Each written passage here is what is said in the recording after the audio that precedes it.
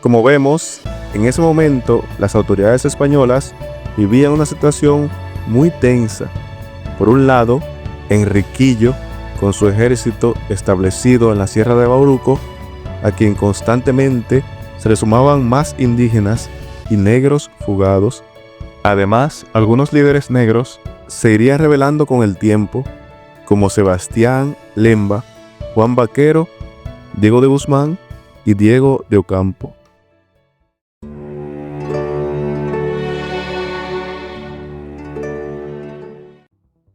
Con el fin de combatir la tensa situación ya descrita, las autoridades españolas decidieron analizar bien el escenario para organizar una guerra efectiva contra los rebeldes, enfocándose principalmente en los alzados negros.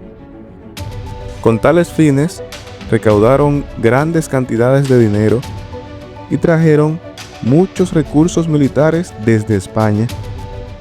Mientras las autoridades se rearmaban y se enfocaban en combatir a los rebeldes negros y sus líderes, Enriquillo se fortalecía en su lucha por la libertad. Su lucha motivó a diferentes núcleos de indígenas que aún se encontraban dispersos por la isla. Por ejemplo, varios indígenas, encabezados por Ciguayo, se concentraron en realizar ataques sorpresivos en los caminos donde transitaban cuadrillas españolas. Luego de que éste muriera, el cacique Tamayo continuó con su rebelión, sumándose luego a Enriquillo.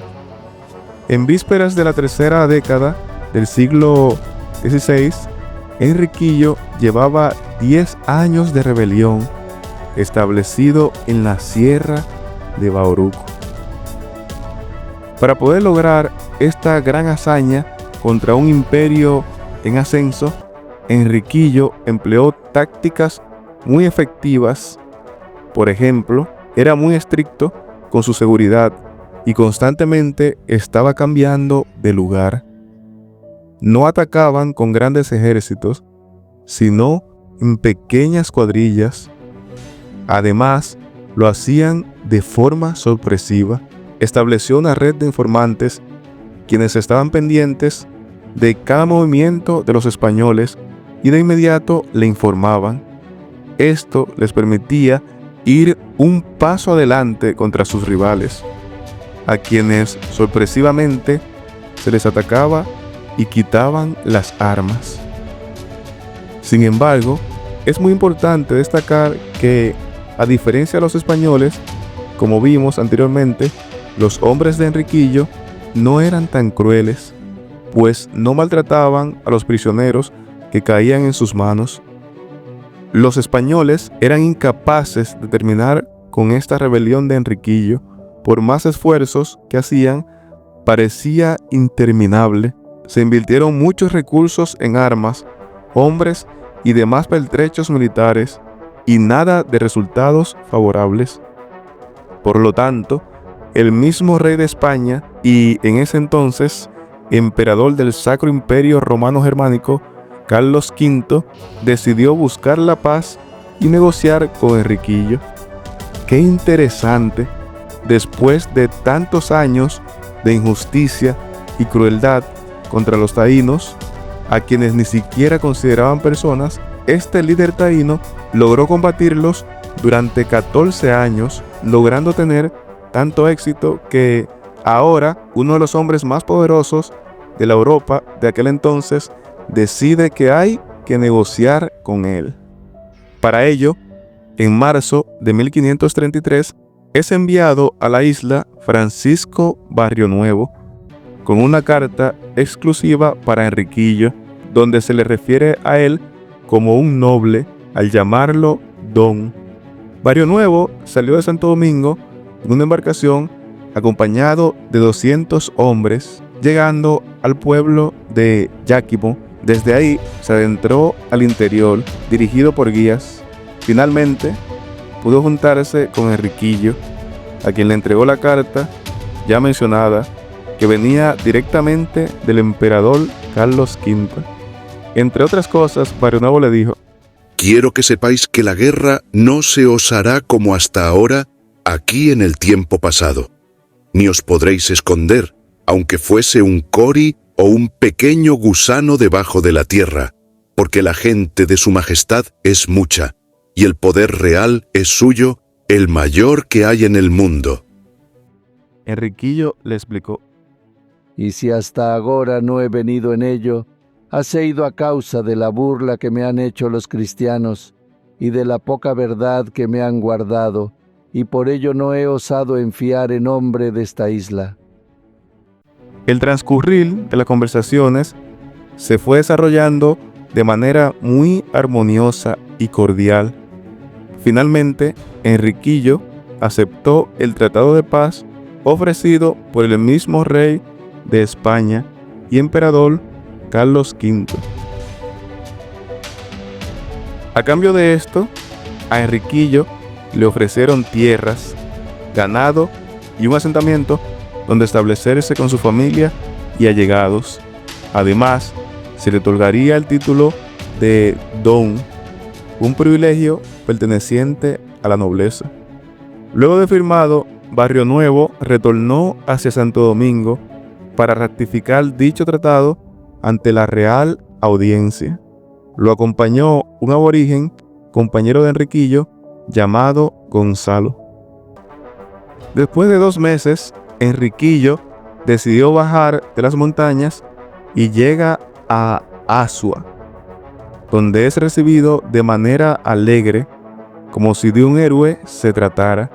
Sin embargo, lo interesante es que quienes lo recibieron con tanta emoción fueron personas que formaban parte del sistema del cual él fue víctima y contra quienes se había rebelado hace 14 años: encomenderos, esclavistas, colonizadores y funcionarios.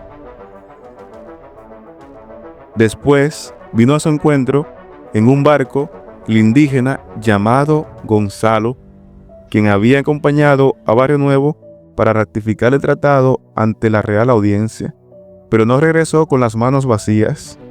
Llegó con el barco cargado de regalos que le enviaron a Enriquillo. Es interesante destacar que en ese barco también arribó el padre Las Casas, incansable defensor del trato justo hacia los indígenas. Evidentemente, Enriquillo logró concretar un acuerdo que ganó la admiración de la población española de la isla y a la vez resultó en muchos beneficios propios. Sin embargo, después de 14 años de lucha, tras la firma de ese tratado, ¿vivirían en total libertad los pocos indígenas que quedaban en la isla? Veamos algunos de los acuerdos del tratado firmado por Enriquillo. Como parte del tratado, Enriquillo cesaría la guerra. También atraparía a todos los negros huidos y los devolvería a sus amos. Y de igual manera, haría volver a sus lugares y repartimientos todos los indios fugitivos. Enriquillo fue fiel al tratado. El mismo día que recibió los regalos en Azua, devolvió el barco cargado de negros que capturó en las montañas. Finalmente, Enriquillo, junto a su esposa Mencía y demás allegados, se establecieron en un pueblo que se nombró Boyá. En este punto, sería bueno detenerse a pensar y analizar de manera objetiva la trayectoria y trascendencia de Enriquillo y su rebelión. Su iniciativa se convirtió en una rebelión bien efectiva que durante años pudo combatir con éxito contra una poderosa potencia de aquel tiempo, dando esperanza a muchos indígenas y esclavos africanos que huyeron a sus filas. Pero al final, Enriquillo negoció con el mismísimo Carlos V, logrando ser perdonado e incluso reconocido con título de nobleza. Pero ¿Qué hay del pueblo indígena en general? ¿Concertó Enriquillo en su acuerdo con los españoles el otorgamiento de libertad absoluta de su pueblo? Pues, como vimos, lamentablemente no. De hecho, él mismo envió a algunos indígenas de vuelta a sus encomenderos o amos. Las encomiendas continuaban y la anhelada libertad de los indígenas solo era una ilusión.